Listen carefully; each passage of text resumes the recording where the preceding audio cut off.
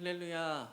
아멘. 금요기도회 가운데 나오신 은성의 모든 성도님들께 하나님의 은총이 함께 하시기를 원합니다. 우리 함께 예배할 때에 사도신경으로 신앙을 고백하시며 예배를 시작하도록 하겠습니다.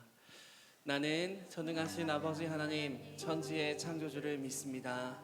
나는 그의 유일하신 아들 우리 주 예수 그리스도를 믿습니다. 그는 성령으로 잉태되어 동정녀 마리아에게서 나시고 본디오 빌라도에게 고난을 받아 십자가에 못 박혀 죽으시고 다시 살아나셨으며 하늘에 오르시어 전능하신 아버지 하나님 우편에 앉아 계시다가 거기로부터 살아있는 자와 죽은 자를 심판하러 오십니다. 나는 성령을 믿으며 거룩한 공교회와 성도의 교제와 죄를 용서받는 것과 몸의 부활과 영생을 믿습니다. 아멘. 할렐루야. 이 시간 하나님을 예배하고 또한 하나님의 이름을 노래하고 찬양할 때에 우리의 마음을 주님 앞에 다 드릴 수 있는 시간이 되셨으면 좋겠습니다. 우리의 기쁜 마음, 하나님을 향한 어떤 찬양과 감사의 마음을 드리기도 해야 되겠지만 우리의 연약한 모습, 우리의 약한 모습, 또 우리의 슬픈 모습도 다 주님 앞에 숨김없이 내어드리는 이 시간이 되기를 원합니다. 그렇게 숨김없이 주님 앞에 나아갈 때에 주님께서 우리에게 세상에 어떤 것도 비교할 수 없는 큰 은혜로 우리를 채워주시고 또한 우리에게 그 은혜를 누리게 해주실 수 있는 놀라운 은혜를 부어주실 줄로 믿습니다. 함께 찬양하며 나아가시겠습니다.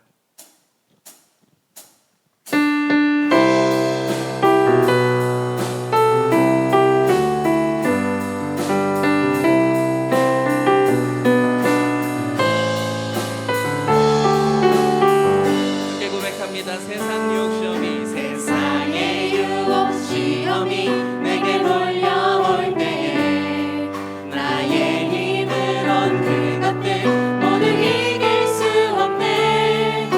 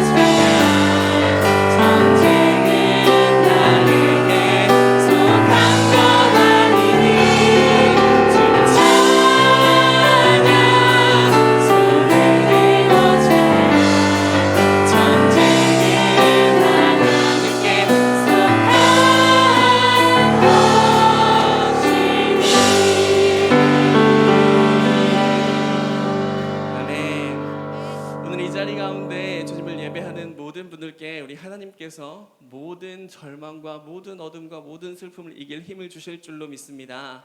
그러한 주님은 우리에게 참된 빛이 되시는 분입니다. 우리의 모든 어두움을 밝히시고 우리의 속속들이를 다 알고 계시는 주님은 정말로 놀라운 빛이신 줄로 믿습니다.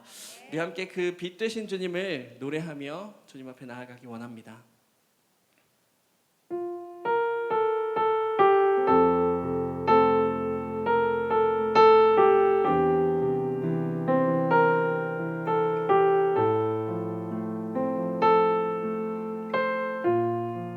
빛 되신 주 빛 되신 주 어둠 가운데 비추사 내 눈 보게 하시고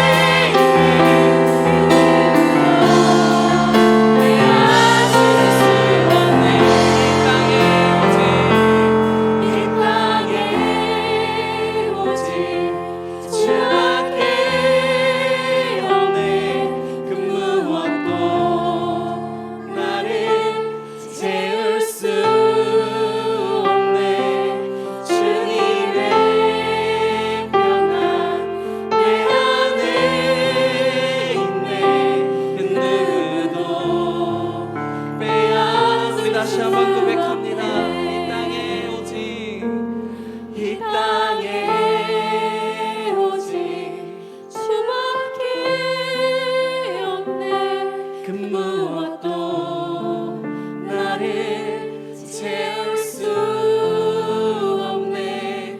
주님의 평안 내 안에 있네. 그 누구도 빼앗을 수 없네. 우리 시간 이 고백으로 주님 앞에 함께 기도하며 나아가기 원합니다. 함께 기도하실 때에 주님 정말로 그렇습니다. 오직 주님만이 우리의 마음을 채우실 수 있는 분인 줄로 믿습니다. 주님 그런 주님 앞에 이 시간 예배하며 나아갈 때에 주님 우리의 텅 빈 마음을, 고통받은 마음을, 상처받은 마음을 채워주시고 회복케 하여 주시옵소서. 오직 주님께서 우리 안에 그 회복을 허락하실 줄로 믿사오니 주여 이 예배 가운데 함께하여 주시고 은혜 베풀어 주시옵소서라고 함께 기도하며 나아가시겠습니다. 기도합니다. 사랑과 은혜가 풍성하신 주님, 이 시간 거룩하신 주님 앞에 저희의 마음을 고백하며 나아갑니다. 하나님 정말로 그렇습니다. 정말로 주님만이 우리의 마음을 채우실 수 있는 줄로 믿습니다. 주님 이 시간 그런 주님 앞에 함께 예배할 때에 주님 저희의 마음을 채워주시옵소서. 하나님 주님께서 우리의 텅 빈 마음과 우리의 상처받은 마음과 우리의 슬픔 가득한 마음을 채워주셔서 하나님의 놀라운 은혜로 회복되어지는 이 예배가 될 수 있도록 하나님 함께하여 주시옵소서.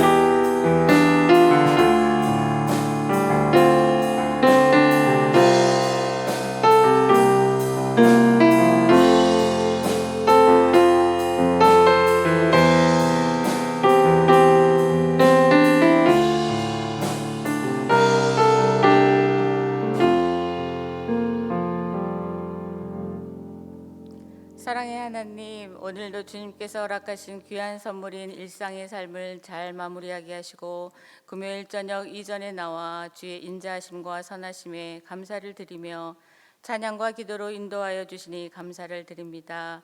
이 시간 주님을 사모하며 예배할 때 성령 충만함으로 덧입혀 주시고 그리스도가 베푸신 구원의 높이와 깊이, 너비와 길이를 깨달아 하나님의 모든 충만하신 것으로 우리에게 충만케 하여 주시기를 간구합니다. 하나님은 언제나 우리 곁에 계시며 우리를 사랑하시건만 연약하고 나약한 온전치 못한 우리들 세상을 살아가면서 세속적인 염려와 세상의 풍요와 물질과 우월감에 진정한 우리의 기쁨을 어디서 찾고 살아왔는지 뒤돌아보며 회개하는 마음으로 이 자리에 나왔사오니 다시 한번 긍휼히 여기시고 은혜 베푸사 믿음의 잔을 다시 채우게 하옵소서. 믿음의 배가 파손되지 않도록 하나님의 말씀이 우리 믿음의 안전한 항해사가 되어 그 안에 생명과 영생과 부활과 천국이 있음을 깨닫게 하여 주시옵소서. 주님, 영과 육의 모든 질병을 치유하실 주님을 바라보며 기도하오니 두려움과 외로움과 우울함에 있는 환우들을 긍휼히 여기사 권능이 오른손으로 안수하여 주셔서 슬픔이 변하여 기쁨으로, 고난이 변하여 축복으로 이어지는 치유와 회복의 은혜가 이 시간 충만케 하여 주시옵소서. 주님, 지금까지 여기까지 올 수 있음에 다 주님의 은혜였고 그 은혜에 감사드리며 그 은혜가 주님의 능력임을 고백합니다. 두 날 남짓 남아있는 이 한 해도 주님의 동행하심으로 우리의 삶도 우리의 영혼도 잘 마무리되어져 가도록 인도하여 주시고 온 성도 모두가 전도자의 마음을 품어 새 생명 축제로 나아갈 때 그들의 마음 문이 열려 말씀이 들어가게 하셔서 복음의 길, 진리의 길을 함께 걸어갈 수 있도록 은혜 내려주시고 그것은 우연한 선택이 아닌 만세전부터 주님의 선택과 섭리임을 깨닫는 영혼 구원의 축제잔치가 되게 하옵소서. 오늘도 말씀 앞에 섭니다. 전하시는 담임 목사님 성령 충만함으로 말씀의 능력과 역사하심으로 주의 말씀 들을 때 구원받는 저희들에게 승리의 말씀, 레마의 말씀이 되게 하시고 믿음으로 나아가는 그 발걸음을 견고케 하여 주시옵소서. 내 말을 듣는 자는 평안히 살며 재앙의 두려움 없이 안전하리라 말씀하셨사오니 이 은혜가 성전 가득히 임하기를 기도합니다. 위로부터 내려오는 하늘의 기쁨과 평강이 가득하길 원하오며 이 모든 말씀 예수 그리스도 이름으로 감사하며 기도드리옵나이다. 아멘.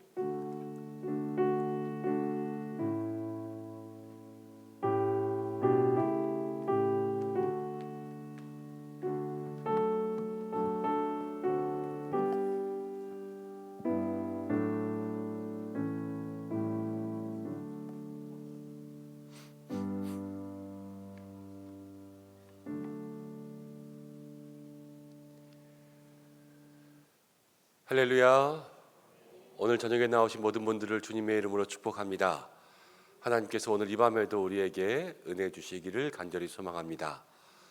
오늘 교회 김장했습니다. 이렇게 얼굴 뵈니까 절반은 오늘 김장하신 분들이고, 또 이렇게 뵈니까 오늘 교회 장례도 있었거든요.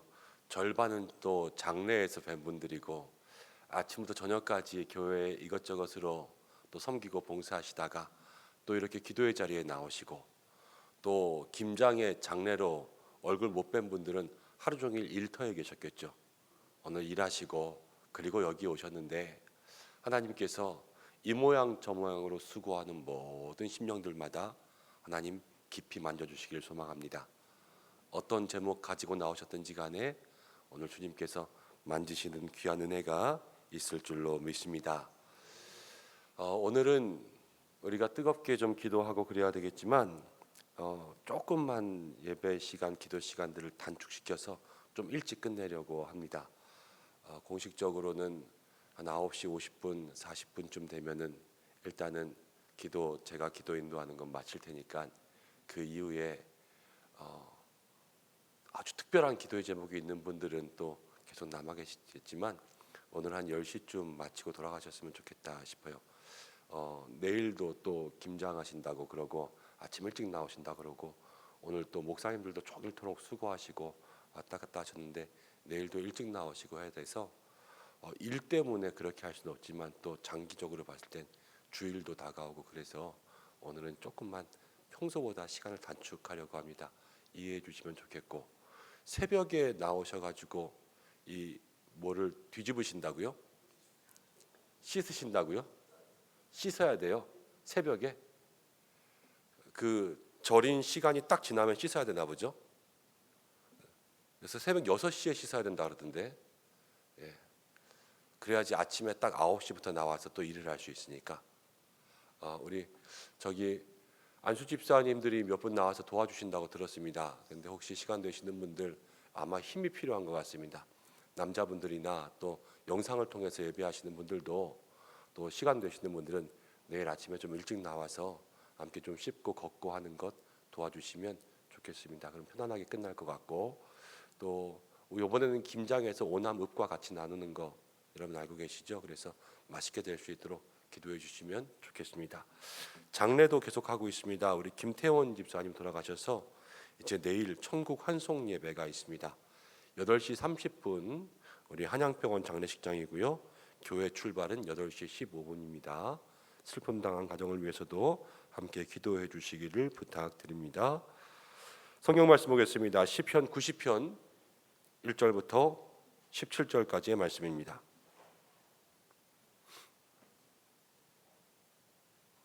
시편 90편 1절부터 17절까지의 말씀.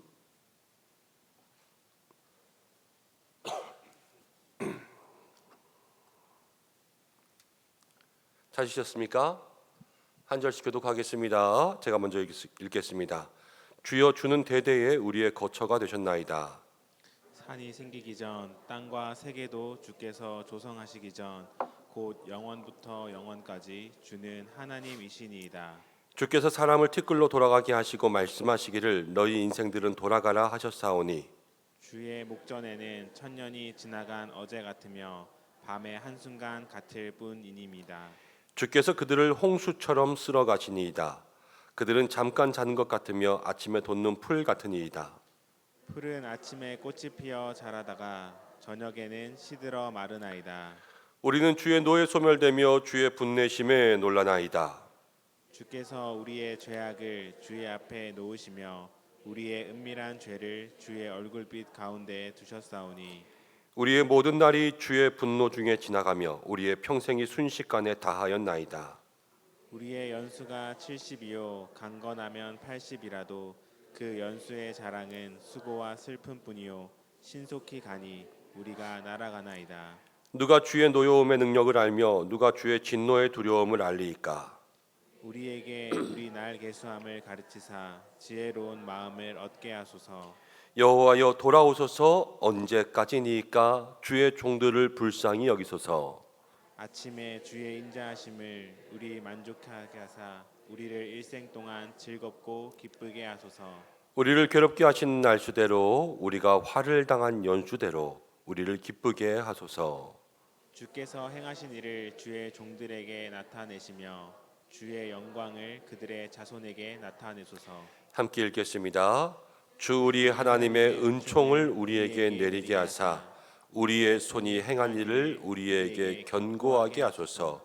우리의 손이 행한 일을 견고하게 하소서. 아멘. 기도하고 말씀 나누겠습니다. 하나님 고맙습니다. 오늘 저녁에도 우리를 불러주셨습니다. 오늘 이 모양 저 모양으로 주의 몸된 성전 위하에서 애쓰며 수고한 종들을 주께서 축복하시고 세우신 자리 부름받은 자리에서 세상의 일터를 섬기며 빛과 소금된 우리 성도들을 하나님 더욱더 크게 축복하시고 오늘 이 자리 가운데 나왔습니다. 우리의 마음이 말씀을 향하고 주신 말씀으로 기도할 때에 하나님의 은혜를 누릴 수 있는 복된 시간 되게 하여 주옵소서. 우리 모두를 붙들어 주시기를 간절히 소망하며 예수님의 이름으로 기도드립니다. 아멘. 우리 손이 행한 일을 견고하게 하소서라는 제목으로 함께 말씀을 생각해 보겠습니다. 프랑스의 어느 마을에 까뜨린느 할머니라는 80세가 된 할머니가 있었습니다. 이 할머니가 집을 파는데 이 집을 파는데 돈을 받지 않고 대신 내가 죽을 때까지 매달 생활비를 조금씩만 주면 내가 집을 팔겠다. 이렇게 이야기를 했습니다. 그런데 50세가 된 마르땡이라는 남자가 이 할머니가 80세니까 그래도 조금씩만 생활비를 드리면 금방 돌아가시면 내가 이 집보다는 더 싸게 집을 살 수 있겠지 하는 마음으로 그 할머니와 생활비를 매월 드리기로 하고 계약서를 썼습니다. 그런데 20년이 지났습니다. 마르땡은 50세에서 70세가 되었죠. 그런데 암에 걸려 죽었습니다. 그런데 80세가 된 까뜨리는 할머니는 100세가 되어 살고 있었습니다. 아직 안 돌아가신 거예요. 매달 생활비를 드리면서요. 그리고 118세까지 살았습니다. 그 자녀들이 계속해서 생활비를 들여서 그 할머니와의 계약을 유지하고 그 다음에 118세에 돌아가신 다음에 집을 받을 수가 있었다는 그러한 이야기가 있습니다. 여러분, 사람이 사는 게 마음대로 되지 않죠. 우리의 앞날 한 치 앞도 우리가 알 수 없습니다. 그러나 하나님은 우리의 모든 삶을 다 아실 줄로 믿습니다. 오늘 하나님이 우리의 모든 앞일을 아시는데요. 그 앞일을 아신 하나님께서 우리에게 주시는 말씀이 시편 90편 모세의 시편이에요. 모세의 시편, 그러니까 이 시편 가운데는 다윗의 시편도 있고 다른 많은 사람들의 시편도 있지만 150편의 시편 가운데 제일 오래된 시편이 바로 이 시편 90편이에요. 왜냐하면 모세가 제일 옛날 사람이거든요. 그 모세의 시가 우리에게 오늘 어떤 이야기를 하고 있나 함께 좀 살펴보았으면 좋겠습니다. 사람은 참 환경에 많은 영향을 받는 것 같습니다.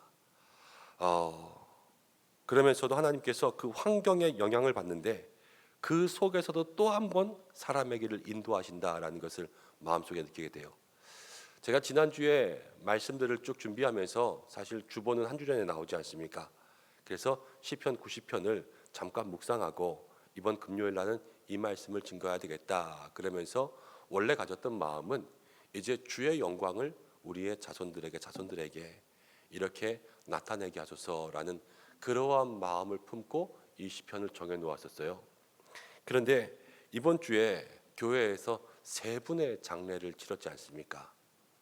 지난 토요일부터 주일이 지나고 월요일까지, 그리고 이명식 집사님 장례는 교회 주관을 하지는 못했지만 제가 가서 자녀분들 만나고 돌아오고 또 다시 한번 이제 김태원 집사님 보내드리면서 그렇게 지금 장례를 진행하고 있는데 한 분 한 분 장례를 하면서 보면 생각하지 못하신 분들이 돌아가실 때가 있고 또 생각하고 마음으로 준비하고 있어도 그 순간이 다가오면 참 슬플 수밖에 없잖아요. 목회를 하면서 맞아들이는 기쁨도 있지만 보낼 때의 그 슬픔들은 또 이루 말할 수가 없더라고요. 그런데요, 그 장례식에서 한 분 한 분의 인생들을 쭉 들여다보면 인생이라는 것 자체가 삶의 무게요, 수고요, 짐이 아닌가 하는 생각이 듭니다. 이번에 다 남자분들 돌아가셨습니다. 한 분은 목사님이셨고 한 분은 집사님이시고 또 집사님이신데 여러분 살아가면서 목회자가 가진 짐이 있고요. 남자로서 그냥 가지는 짐이 있기와 남편으로서 가지는 짐이 있고 아버지로서 가지는 짐이 있고 성도가 가지는 짐이 있고 이 사회에서 직장인으로서 가지는 짐이 있고 사는 게 다 짐이에요. 그렇죠? 그런데 그 모든 인생의 짐을 지고 살아가던 그 사람들이 이제 주님 앞에 들어가는 것을 보면서 진짜 이 시편 가운데 있는 인생에 자랑할 것이 수고와 슬픔밖에 없다 하는 그러한 마음을 더 마음속에 깊이 깨닫게 되더라고요.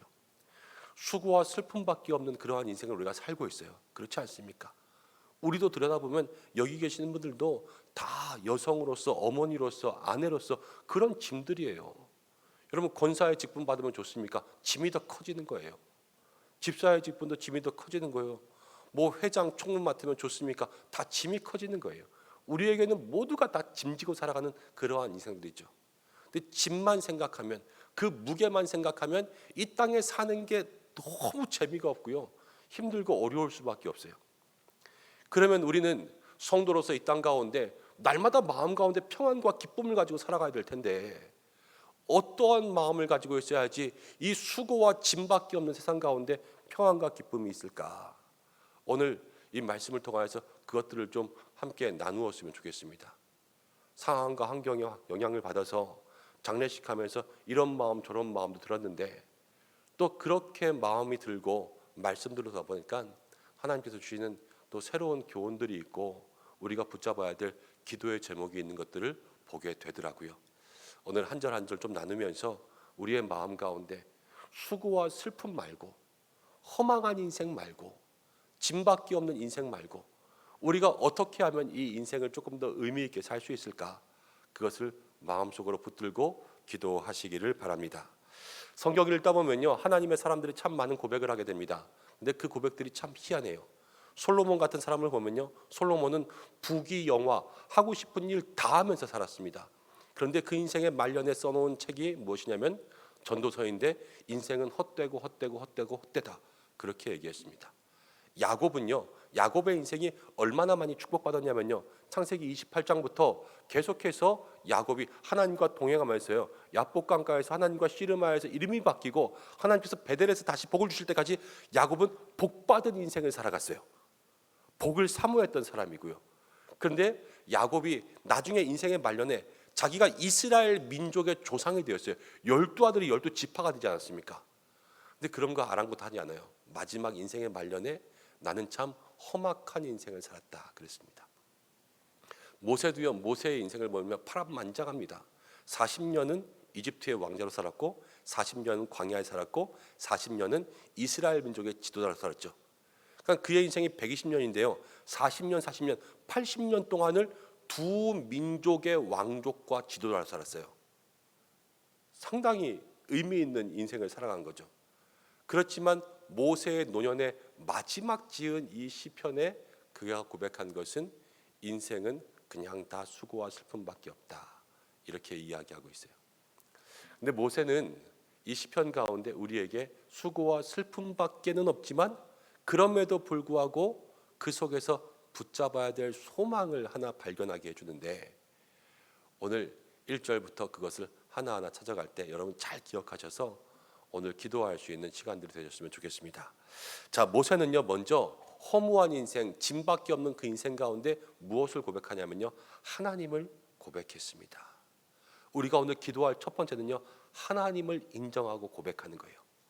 1절과 2절에 이렇게 나옵니다. 1절, 주여 주는 대대에 우리의 거처가 되셨나이다. 산이 생기기도 전, 땅과 세계가 주께서 조성하시기 전 곧 영원부터 영원까지 주는 하나님이시니이다. 하나님을 무엇이라고 했냐면요, 주는 우리의 거처가 되었다. 1절 가운데 이렇게 이야기했죠. 모세는요, 하나님을 거처로 삼았습니다. 이것은 하나님을 피난처로 삼았다 이라는 말입니다. 요즘 아파트마다 다 난리죠.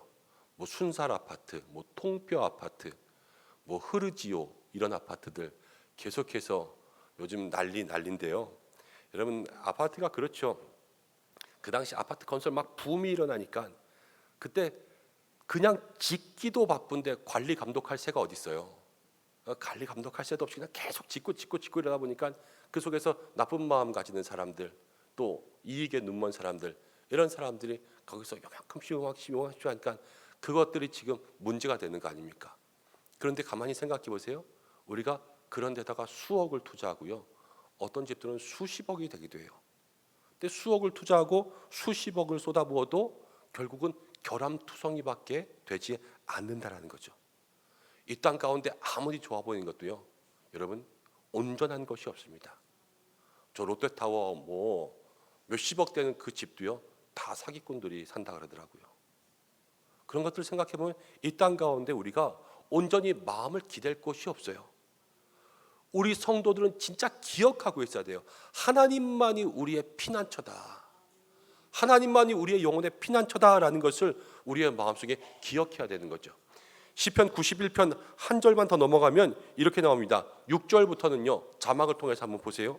어두울 때 퍼지는 전염병과 밝을 때 닥쳐오는 재앙을 두려워하지 아니하리로다. 1000명이 내 왼쪽에 10,000명이 내 오른쪽에 엎드려지나 이 재앙이 내게 가까이 하지 못하리로다.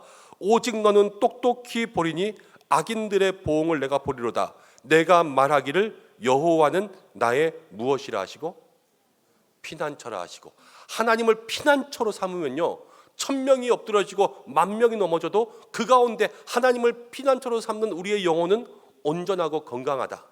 하나님이 지켜주신다. 이것을 이야기하고 있죠. 그래서 모세는요, 수고하고 짐밖에 없는 그 허무한 인생에 하나님이 거처되신다. 이것을 제일 먼저 기도해야 된다. 우리에게 오늘 이 시편을 통하여서 알려주고 있는 줄로 믿습니다. 하나님, 우리의 인생에 하나님밖에 없습니다. 하나님이 피난처입니다. 내 영혼과 내 삶의 피난처 되신 하나님, 주님만을 찬양합니다. 이 고백이 오늘 첫 번째 기도 되시길 바랍니다.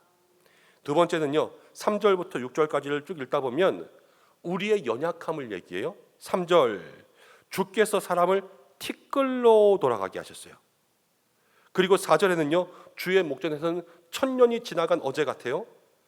5절에는 주께서 다 홍수처럼 쓸어가시고, 6절에는 풀이 아침에 피었다가 다 저녁에 시들어 버려요.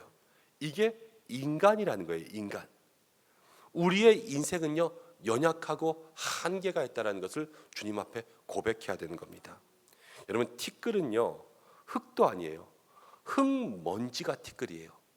근데 우리의 인생이 그냥 티끌이기 때문에 티끌로 돌아간다라는 것을 이야기하죠.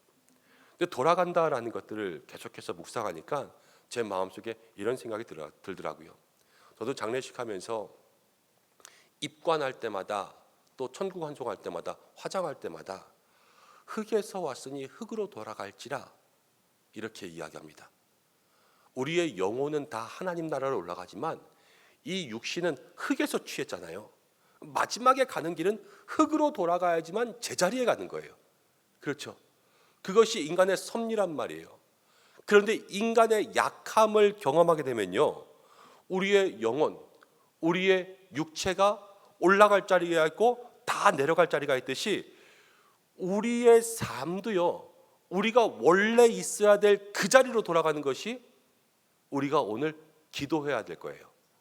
인간의 한계를 경험하고 주님, 나의 자리로 돌아가게 하옵소서.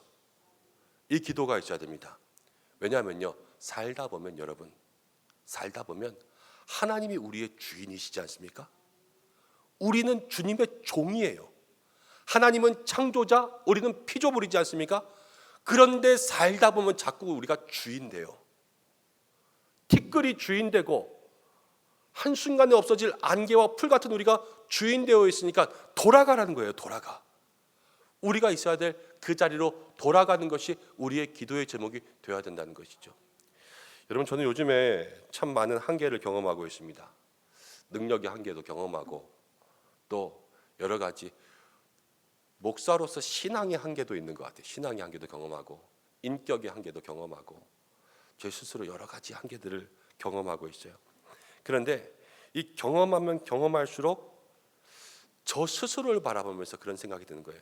아, 진짜 아무것도 아니구나. 진짜 아무것도 아니구나. 진짜 아무것도 아니고, 그러면 정말 찬양 가운데 뭐 나는 아무것도 아닙니다. 주님의 지혜가 없으면, 주님의 사랑이 없으면, 이런 찬양 있잖아요. 그것처럼 진짜 내가 하고 있는 모든 게 아무것도 아니구나, 이런 것을 깨닫게 돼요. 여러분, 그렇게 아무것도 아니라는 것을 깨닫고 나면 누구를 찾게 되는지 아십니까? 하나님을 찾는 거죠. 그렇지 않습니까? 그러면요, 저도 돌아가는 거예요. 뭘 돌아가는 거예요? 내가 아무 것이라고 생각했던 교만의 자리에서 내려오는 거예요. 그래서 아무것도 아니라는 그 바닥의 자리로 다시 내려가서 한계의 자리에서 나의 주인 되시는 하나님을 다시 바라볼 수 있는 그 삶이 되는 것, 그게 우리의 인생에 돌아가는 거죠. 여러분, 우리는 그래서 날마다 돌아가야 돼요. 우리의 인생 가운데 내가 높아졌던 자리, 내가 주님만 섬기기 위해서 내가 있어야 될 그 자리에서 나의 생각과 나의 고집 때문에 튀어올라서 그렇게 벗어났던 그 자리에 다시 돌아가서 거기에서부터 나의 부족함을 경험하고 주님 앞에 나를 내어드릴 수 있도록 그렇게 기도할 수 있는 믿음의 삶이 되어야 되는 것입니다. 그 기도가 오늘 우리 가운데 있기를 간절히 소망합니다. 첫 번째는 하나님을 피난처로 고백했죠. 두 번째는 하나님, 우리 부족해요. 우린 먼지고 우린 연약하고 우리가 우리의 삶의 자리, 정말로 하나님만 바라볼 수 있는 그 자리로 돌아가게 해달라고, 그렇게 기도할 수 있는 이 밤 되시기를 바랍니다.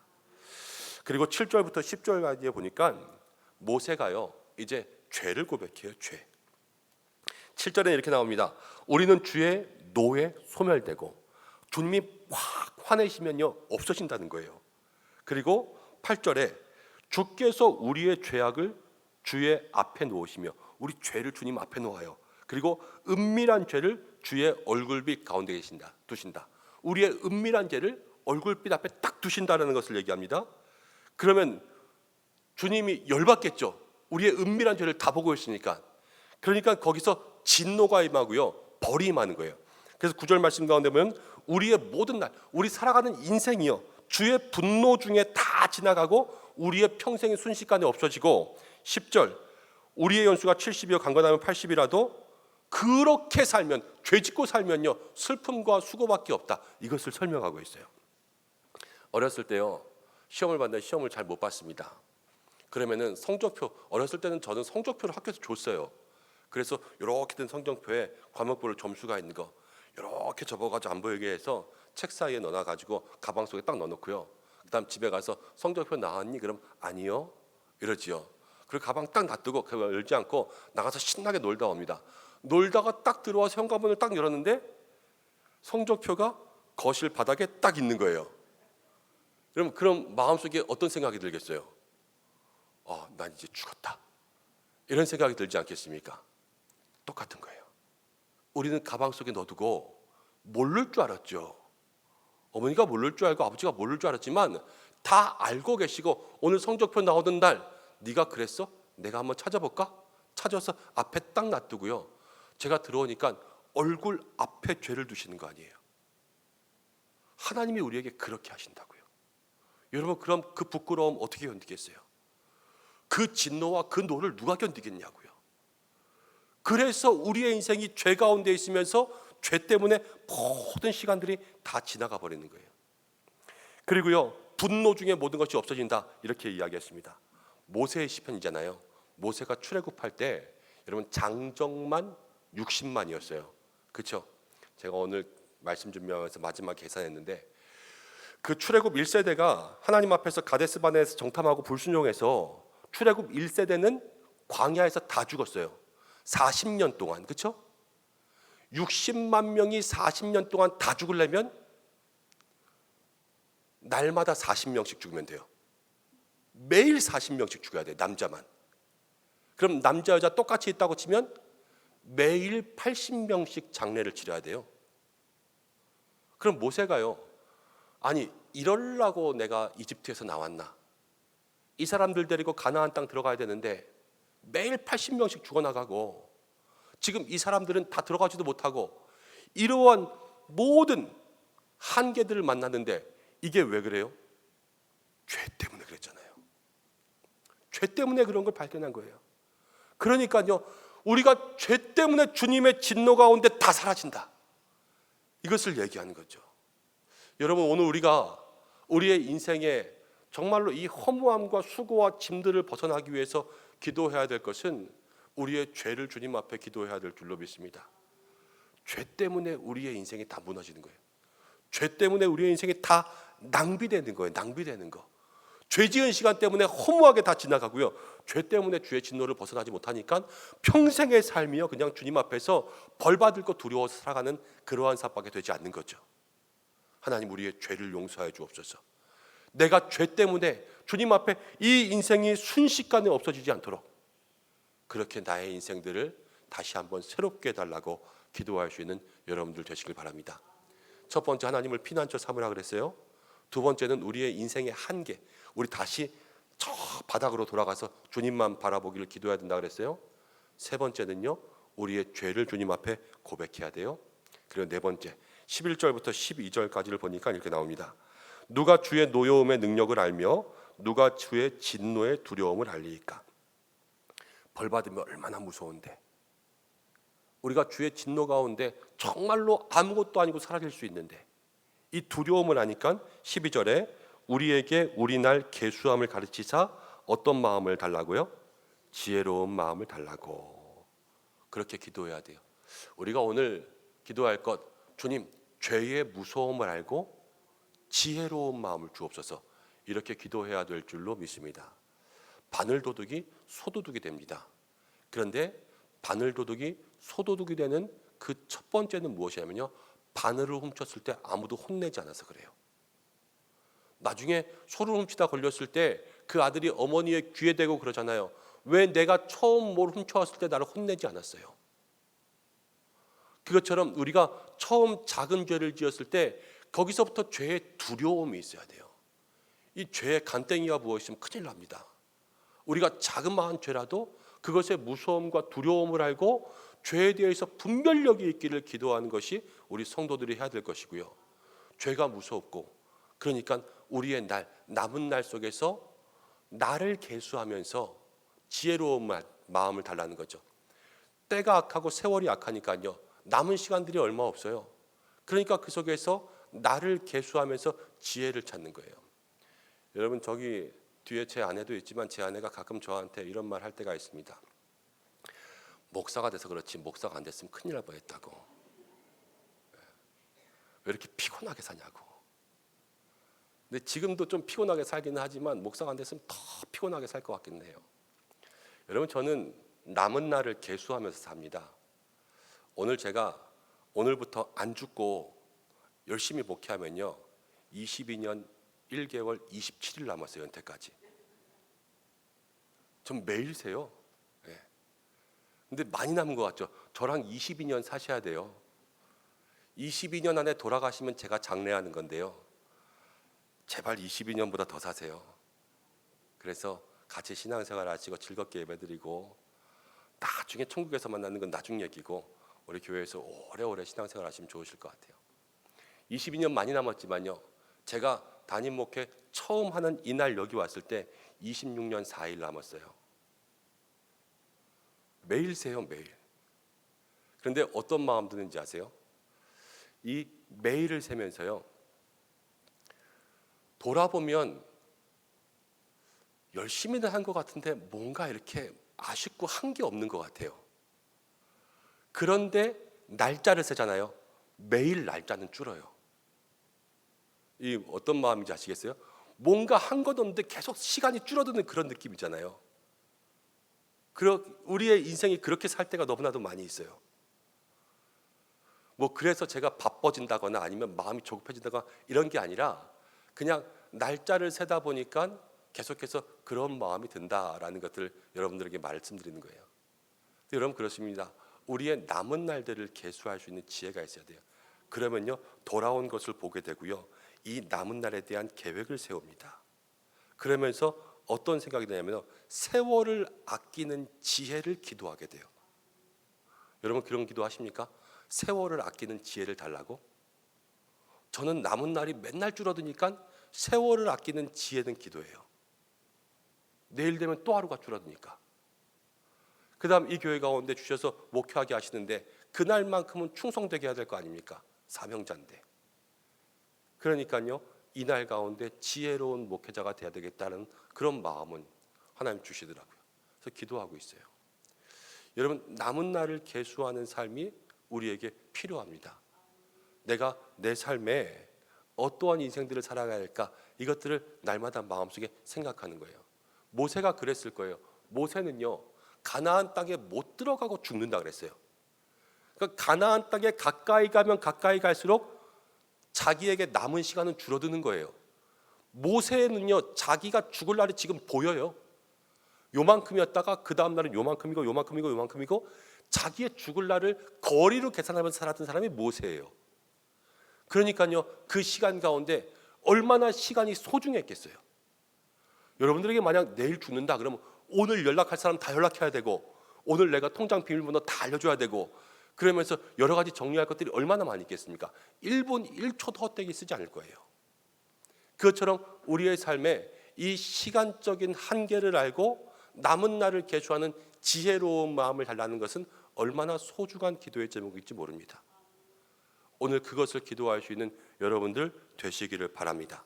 세월을 아끼는 지혜를 위해서 꼭 기도하셔야 돼요. 그럼 이제 다시 한번 처음부터 생각해 볼까요? 우리의 허무한 인생, 수고하고 짐밖에 없는 인생의 첫 번째 기도할 것은 하나님이 우리의 피난처가 되게 해달라고. 두 번째는요, 아이고 주여, 이게 우리의 한계인지라.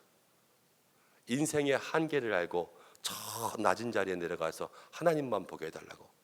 세 번째는 죄를 알고, 네 번째는 우리의 나를 계수하는 지혜를 달라고.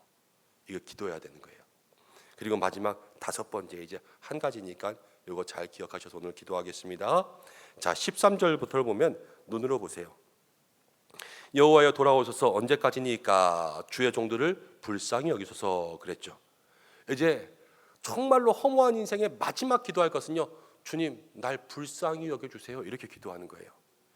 그리고 14절 15절, 하나님 내가 하나님 때문에 기쁘게 하여 주옵소서, 이렇게 기도하고요.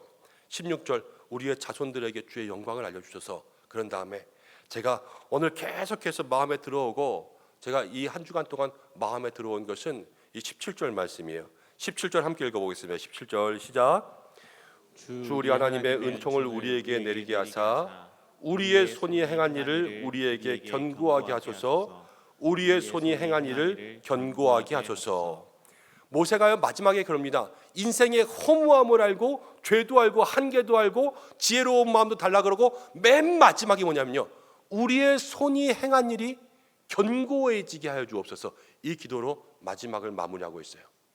요즘 다들 어려운 때라고 합니다. 내년은 더 어려워질 거라고 합니다.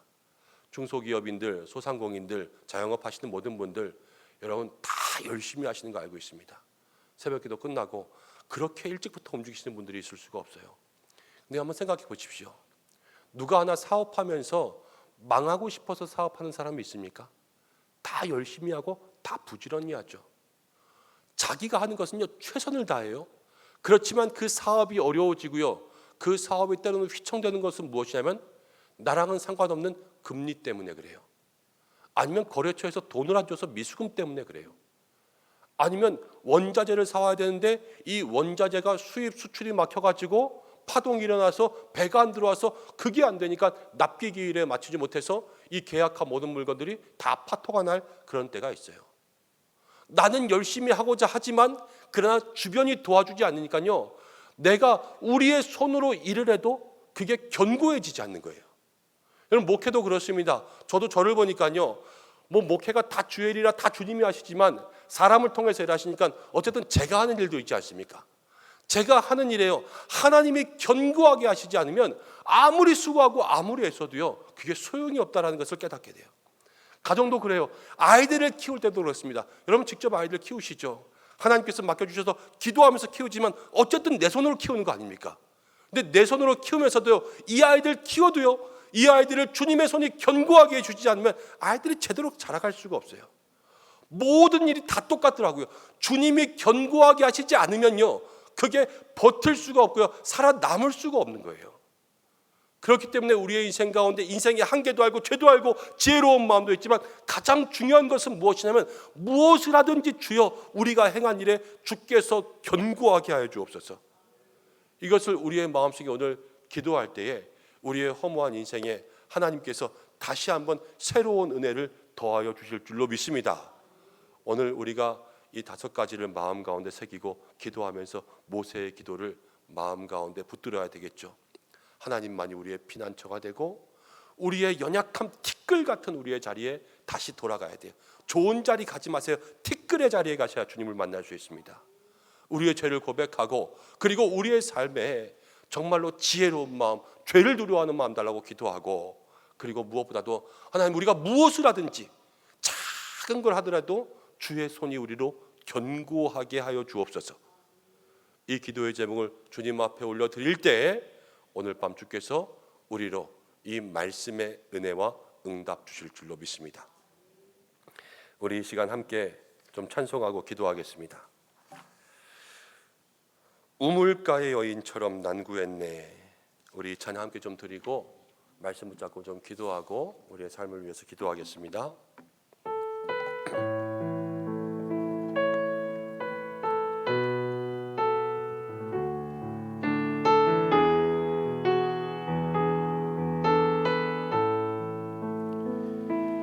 우물가의 여인처럼 난구했네.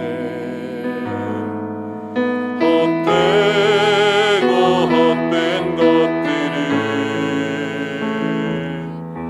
그때 주님 하신 말씀 내 샘매와 생수를 마셔라.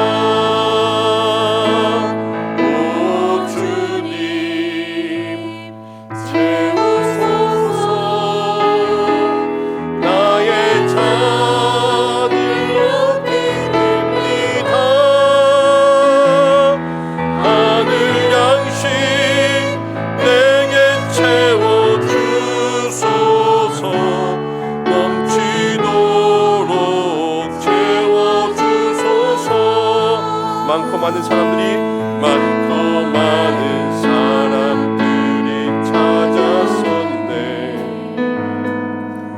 헛되고 헛된 것들을 주 안에 감추인 몸에 세상 것과 남 비길 수 없네.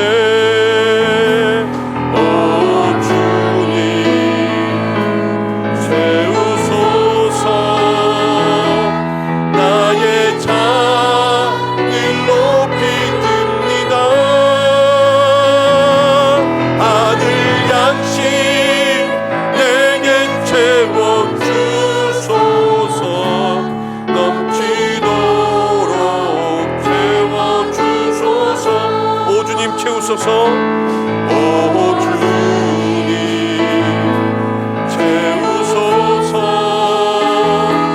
나의 잔을 높이 듭니다. 하늘 양식 내게 채워주소서. 넘치도록 채워주소서. 오 주님 채우소서.